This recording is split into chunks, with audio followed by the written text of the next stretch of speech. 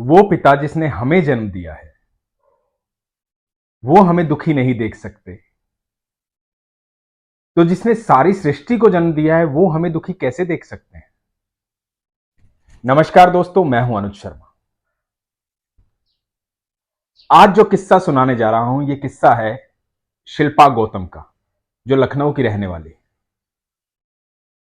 बचपन से ऐसे परिवार में पली बड़ी जहां कृष्ण की पूजा होती थी, जहां भगवान की पूजा होती थी।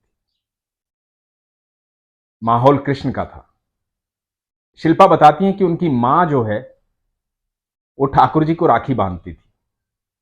तो एक दिन इन्होंने पूछा कि मां, तुम ठाकुर जी को राखी क्यों बांधती हो?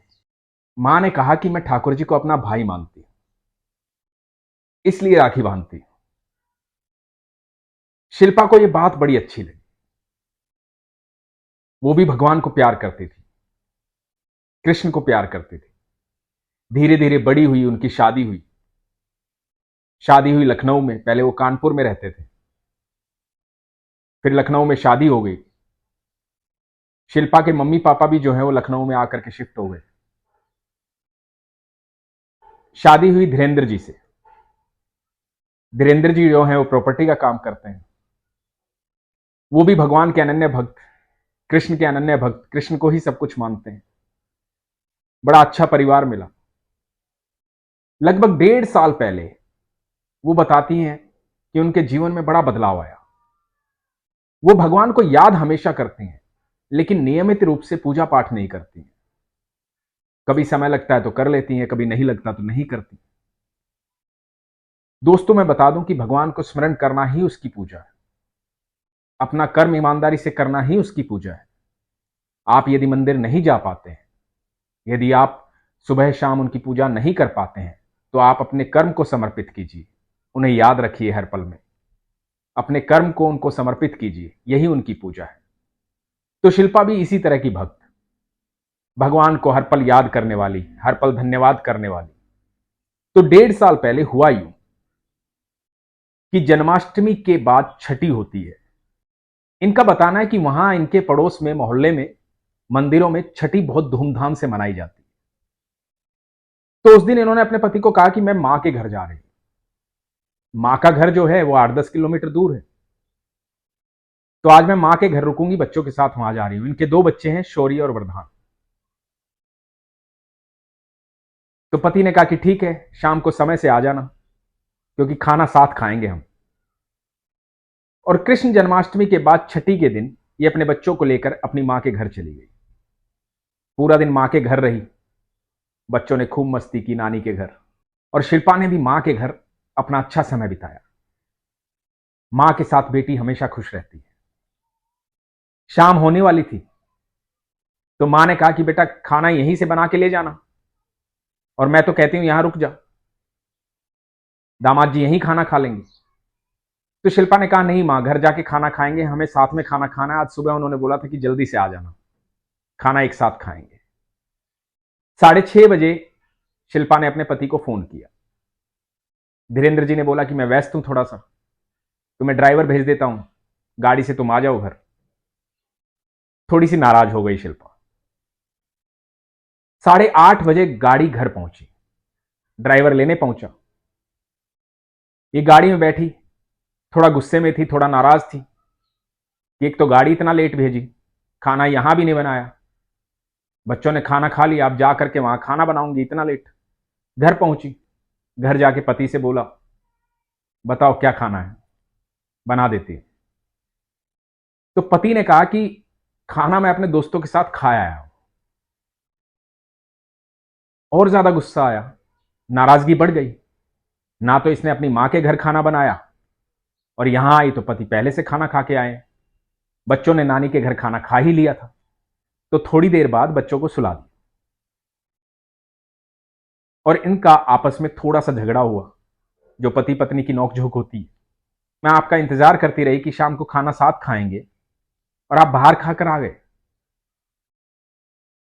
तो पति ने अपनी बात बताई कि दोस्तों के साथ था, अब कैसे मना कर देता, खाना वहां खा लिया था।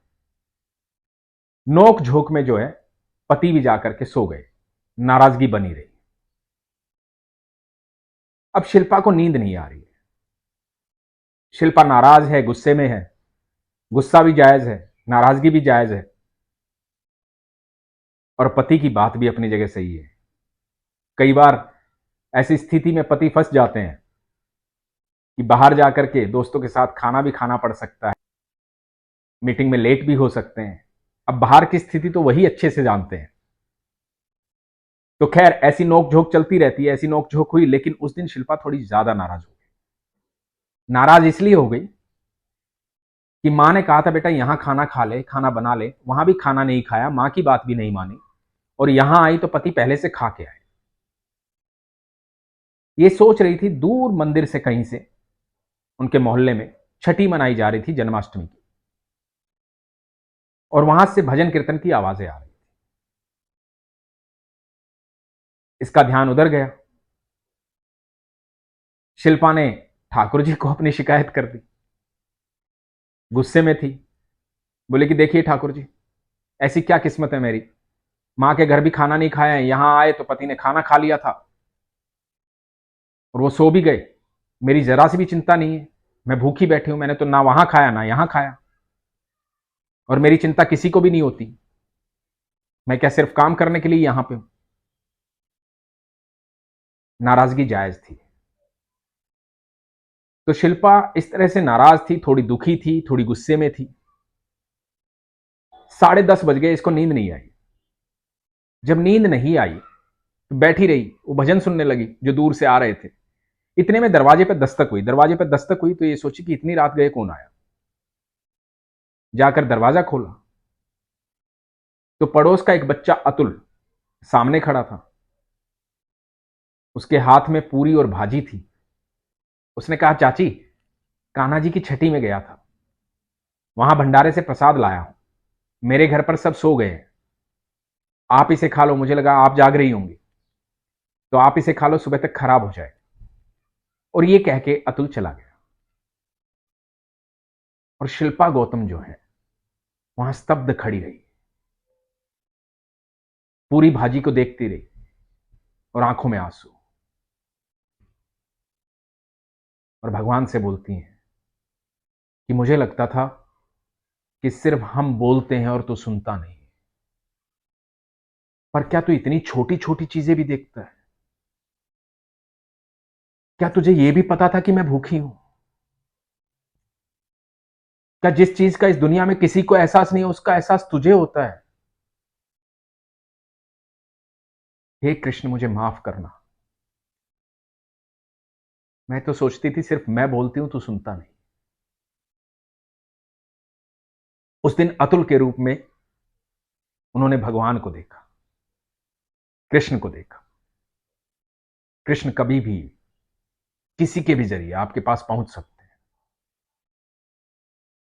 आपके जीवन में जो भी बदलाव आते हैं, जो लोग आते हैं आपके जीवन में, अपना अमूल्य समय देते हैं, आपको खुश करते हैं, आपकी आत्मा को प्रसन्न करते हैं, आपके दुख तकलीफ में आपके साथ खड़े होते हैं, वो स्वयं कृष्ण का ही रूप है।